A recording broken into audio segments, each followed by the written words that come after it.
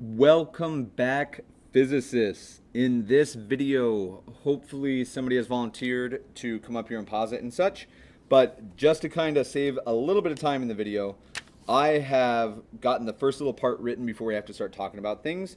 In 6.2, we are going to be looking, instead of projectile motion, which is a curved path, we're going to be looking at really specific curved paths. And specifically, circular motion. So 6.2, our entire focus over the next couple days is going to be in dealing with this circular motion. Now, like we typically do, we work and live in the nicest possible physics world in this class. And as such, when we talk about circular motion, our jump-in point is going to be in this idea of uniform circular motion. Okay, something wonky happened there. That is bizarre. So, uniform circular motion, and apparently I'm going to redefine it. All that this means is constant speed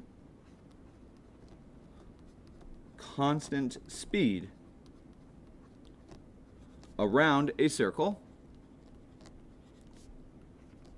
with constant radius. So, nicest possible situation that we can deal with. Constant speed around a circle with constant radius. Now, as we deal with this, we're going to use a nice little picture to kind of make sense of these and just kind of think through it a little bit with the understanding that maybe we have to do a little bit of additional geometry once I'm back in class, which hopefully will be Friday. So, we're talking about circular motion and specifically uniform or the same everywhere circular motion.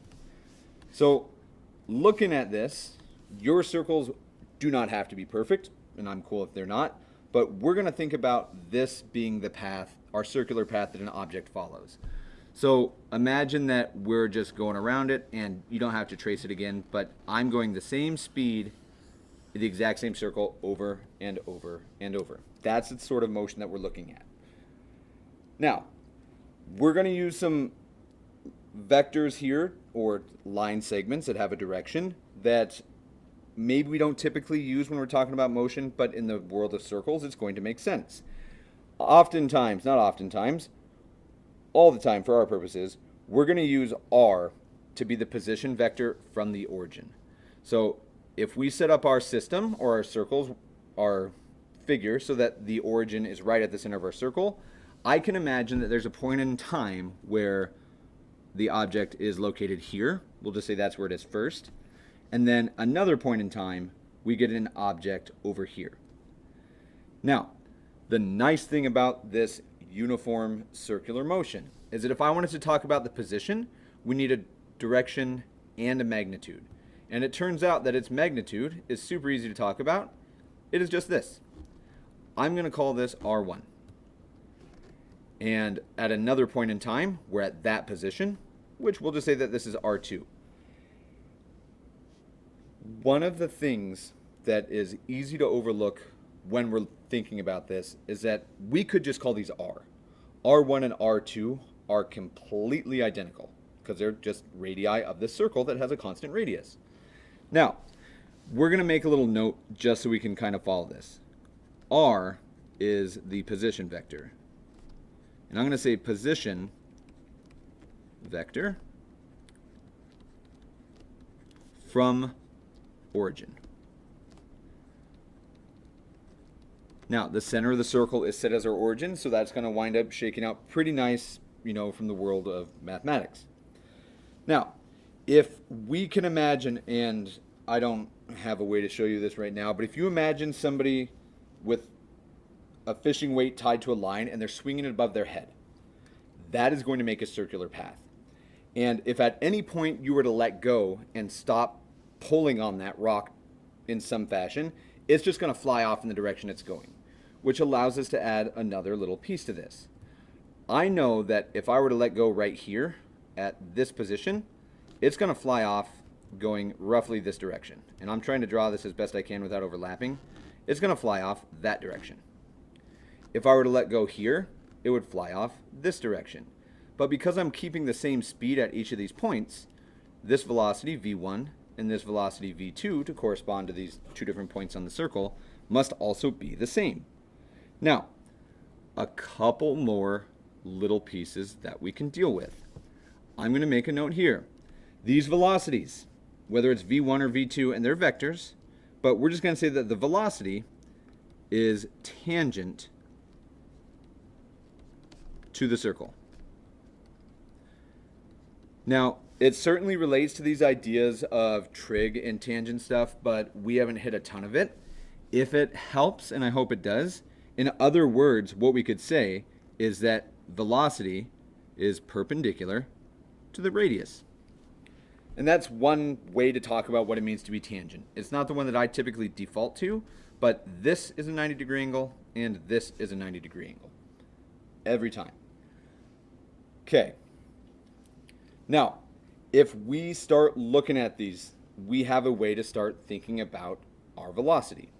So last little thing that we're going to write here is kind of a recall, but it might be old enough that you don't remember it like fresh off your head. So here we go. If I wanted to find the velocity, the average velocity, which they're the same on each of these, if I wanted to find the average velocity, I know that it's just a change in its position or its displacement over time. So if we look at its position, I know that r is what I used for position, and I could write r2 minus r1, and the idea gets weird because we're not working in straight lines, we're working around a circle. So instead of writing it out, I'm just going to say, hey, some change in position, which we'll call delta r, over some change in time, delta t. Nothing crazy going on here. All right. From this little piece, we're going to be able to sneak forward, and I'm going to add one more little part to the circle that wasn't addressed yet, but it will be addressed over on this side. The only other thing that we would need to know in dealing with this problem is what angle theta did I move between these two positions. Because we're talking circular, this is how we can talk about how far we've moved. And it's going to relate eventually to the distance around a circle, but we'll build up to that. So, sorry about the awkward transition. I had something else come up, and now I'm back like 20 minutes later and trying to remember what I left off with. We have a way to calculate out velocity, is where I think we left off at. Now, if we imagine that situation where we're swinging the fishing line above our head that I mentioned earlier, when we actually do that, the thing that keeps that fishing weight from like just sailing away is the fact that we are pulling on it. And it actually results from us pulling it right toward the center of its circular path. So that's a natural transition here to our second topic following up this, where with circular motion, that's all fine and dandy, but we need to go a little bit further rather than just talking about, how this velocity changes. We care about how does that force that's pulling it towards the center actually work and how do we deal with it. So our topic moving on is going to be this idea and a definition of what we call centripetal. And notice centri as in like the center. So centripetal, and the emphasis seems funny there, but centripetal acceleration.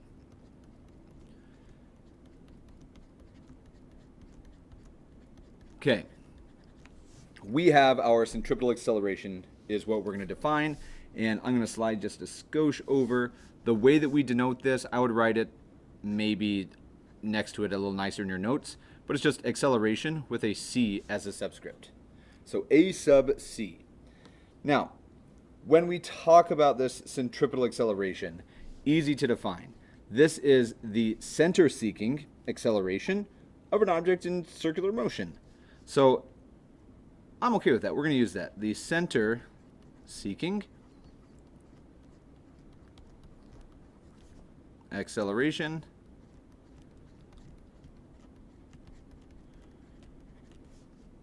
in, or found during, but in is a word that I think makes more sense, uniform circular motion.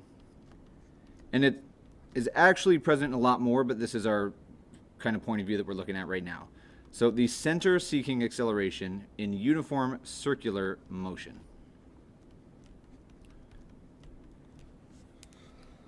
All right. So if you guys are fans of reading your text, then maybe they'll present it a little bit differently, but I'm going to try to do it in two different ways. It'll make sense. It's the same idea that we're looking at, and we're going to get the same result. There's no real difference other than just a picture that we might imagine. So with acceleration, we care about its magnitude. We want to be able to work out eventually how strong is it accelerating and what force is resulting from that, from Newton's second law. So one of our main goals with this then, in dealing with this centripetal acceleration, is finding the magnitude or the size of that acceleration. Magnitude of centripetal acceleration. Okay, so right off the bat, if we think about it, we have an old, hopefully still remembered idea that the acceleration of an object is just the change in its velocity over the change in time. Now, there's an issue when we look at this because we're having velocity that's always the same magnitude, so the same speed, which means if we just think about change in velocity, it's pretty natural to want to say that it's zero. But remember, the angle that we're dealing with has changed. And if we want to find the difference in velocity, and we're just going to expand on that part, delta V, remember that the change in velocity we can think of as just being the difference between them. So V2 minus V1, for example. Now, if we want to think of V2 minus V1, that's all fine and dandy. I'm going to draw it out, and to the best of my ability, I'm going to copy exactly this. So let's say we have V2, and I'm going to try to draw it as good as I can. It's about like that from the picture. That's V2. Now, if I want to subtract the other vector, V1, and we use this tip to tail idea, couple ways that we can do it. We can go tip to tail, and here's V2, and we'll subtract V1, which just says, hey, here it is, and let's go the opposite of V1, and trying my best to draw it in the same angles, it looks like this. So there would be negative V1, and this is how we're calculating out delta V. But the part that I care the very most about with this, very most, is that if we wanted to represent this as a vector just here so we can see it, notice this is delta V. Okay, that's our first little part. I know that that's delta V. Now, if you see this in the text, just so you're aware, they do it a little bit differently. It looks different, but it's really the same thing. If I want to find this same difference, V2 minus V1, I could, and we haven't gone super into the trig stuff, I mean a little bit, but if I wanted to, I could draw V2 here, and I'm going to try to draw it in the same direction. So here's V2, that same vector, the same downward direction, and V1 happens to be going this direction, it appears. So I'm going to move that V2, we'll say or here. So here's vector 2, and then vector 1 is going here, vector 1. And if I wanted to find the difference, and there's some rules here that we haven't discussed in length, but it's just this segment here, or that vector. Now notice, in both of these situations, delta V, when we calculate it, seems to be going right toward the center of the circle, just like our centripetal acceleration would have us believe. So, as we go through here then, I want to notice something special about this triangle. Whether you think tip to tail or we do it from component form and think about which way the vector goes, in either of those situations, we wind up with something pretty cool. This V2 length is the exact same as this V2 length, or V1, which means this is an isosceles triangle. Now, this part's a little bit less natural, I think, but I'm just going to very seldomly say, trust me with it.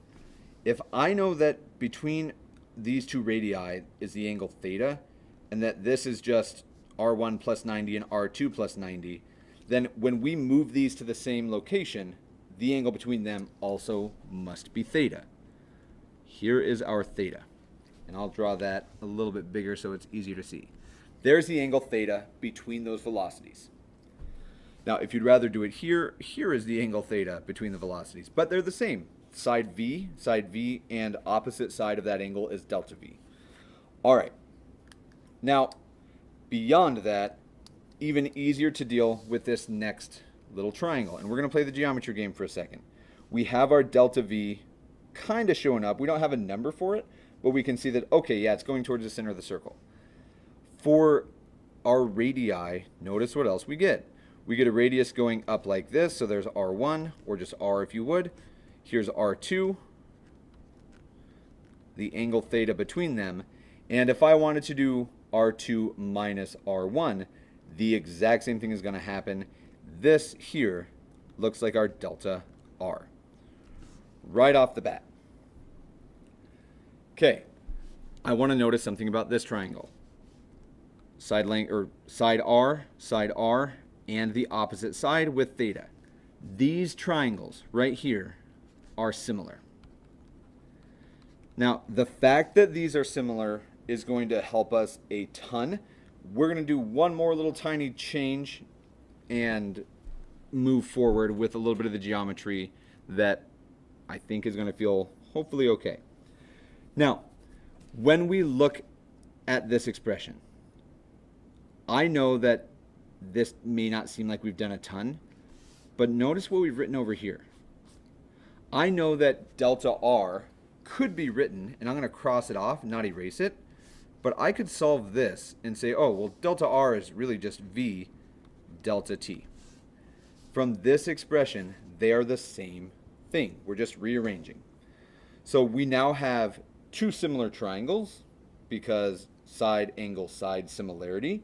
And what that means is that these things are proportional. So there's a little bit of trick going on here, but if you haven't noticed it yet, then we won't even need to bring it up yet. As we think about what's really going on, our change in position is really this circular path. Now, I did not draw a circular delta R here, and the reason that I didn't is because if we let this angle theta get small enough, then when we zoom in, that straight line is arbitrarily close to the same length as that curved path along the circle. They wind up being the same. So from these two triangles that we see the similarity with, we know that they are proportional, and we can then write a proportional relationship. If we take the opposite side of either triangle from our angle theta, so out of no particular reason, I'm going to do it, let's say, I don't know, V delta T. We'll do V. I'm going to work up here so it keeps going. If we were to take the proportional relationship here, we could say that, all right, well, V delta T, which is this side of this triangle, divided by a side of it, so R, we'll say, whether it's R1 or R2 is irrelevant, that needs to be the exact same thing as delta V from our other triangle, this piece, over either side of that. This is just what it means for triangles to be similar. Okay. In case you've lost track of all of this, everything is working right now to be able to work out our centripetal acceleration, because I don't have a good way to talk about delta V as a number because all that's changing is the angle. But let's just see where this takes us now that we have this similarity relationship. So similar triangles is just a little note that I'll make. Okay, with this, just a little math exercise, I want you to solve this for delta V. And I'll give you a minute, or maybe not, it's not really that crazy of a thing to do. We know that acceleration is delta V over delta T, and I think I stopped talking before I finished. I want to make this thing look like delta V over delta T. Now, to do that, there's nothing too crazy. I'm going to multiply both sides by V right off the bat, which will take us to V squared delta T over R is equal to delta V. Nothing too crazy happening here. That was the only step that we needed. And notice what we now have. From here, we can conclude that centripetal acceleration we knew was equal to delta V over delta T. And we just now found that delta V over delta T can be rearranged and is exactly equal to R squared, or V squared, I'm sorry, over R. And forgive me because I'm doing a little bit of mental math. What you didn't see me do, and I should have included it, is now I'm going to divide both sides by delta t. And that's my bad. Sorry about that, guys. And I see that this is the expression that we're left with. Delta v over delta t is exactly equal to v squared over r, and we have our relationship. Now, the derivation of this, if you guys want to look at it further, we can on Friday, or we can simply accept it as a truth. I'm okay with either. The mathy part of me hates to say that, but I'm good with either. From this point, we have almost all the tools, realistically, that we need to work this stuff out. So if this part wasn't super comfortable for you, it'll all be okay. We'll get through it right now. What I care most about is the fact that we can recognize that we have a nice formula for our centripetal acceleration.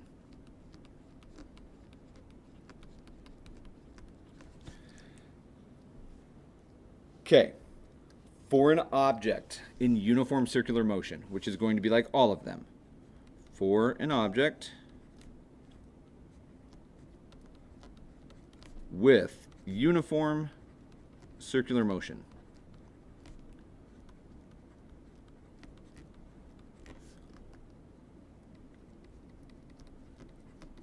we have the centripetal acceleration, and I'll write it out, the centripetal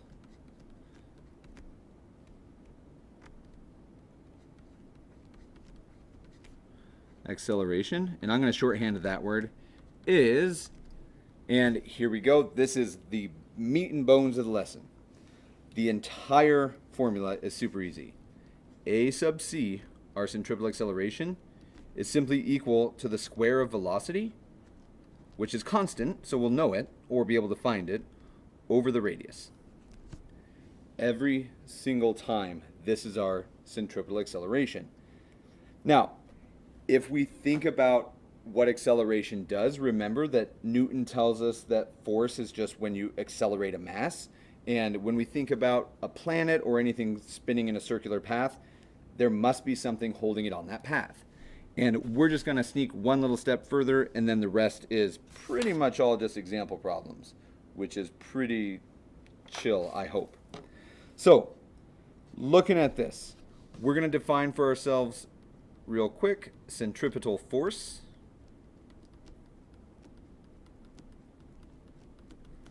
And this is pretty quick, just going to use Newton's idea. We're just going to say that if centripetal acceleration is the acceleration toward the center of the circle, and I know that the force is always in the direction of acceleration, this must just be the net force towards the center. Or this, yeah, we'll go ahead and define it like that. Net force toward center of circle.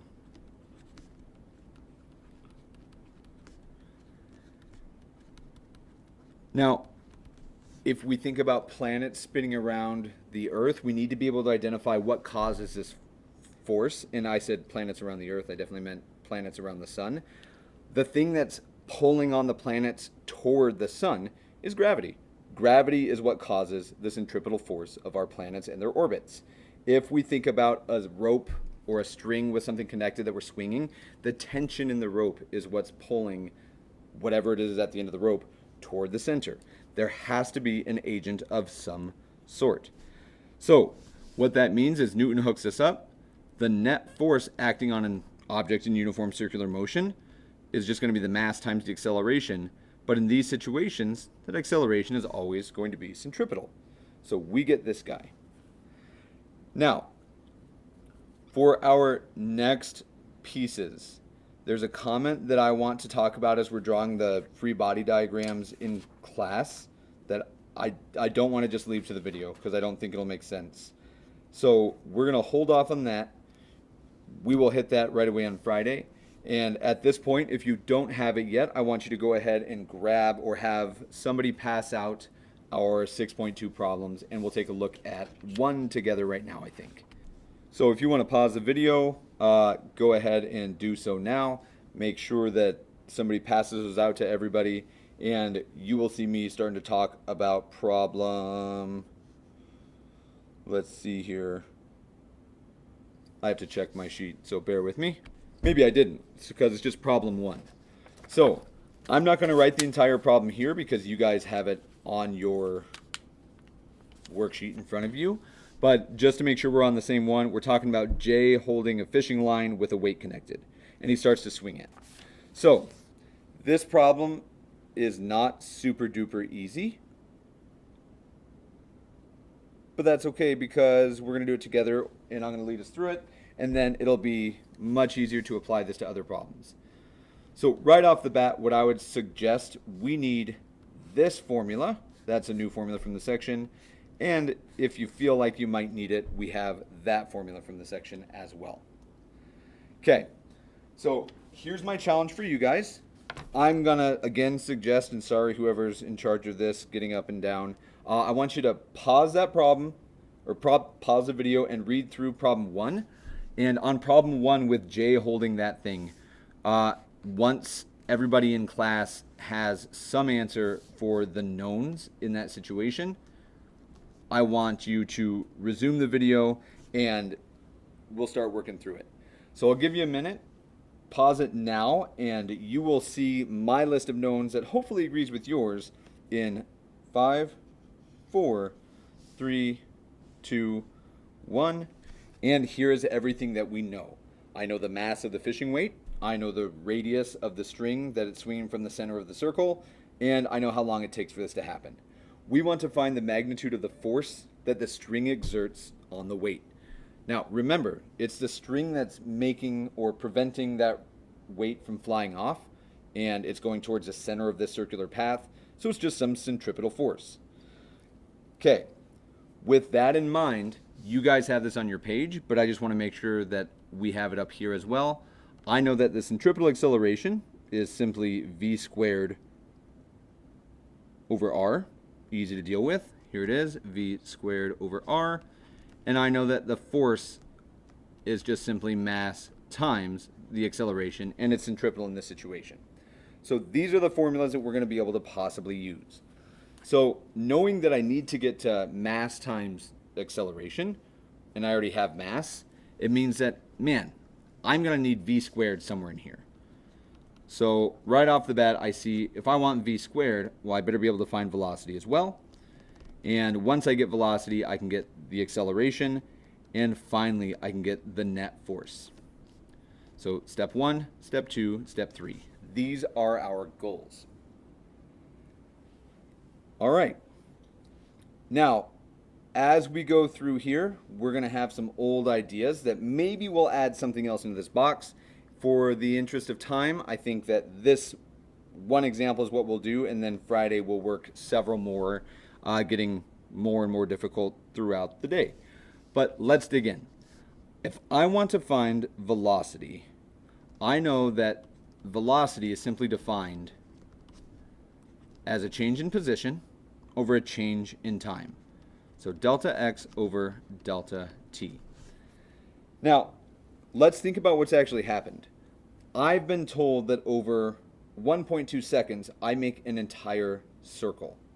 And if I wanted to find the length of the circle, well, we're going to rely on some old geometry ideas.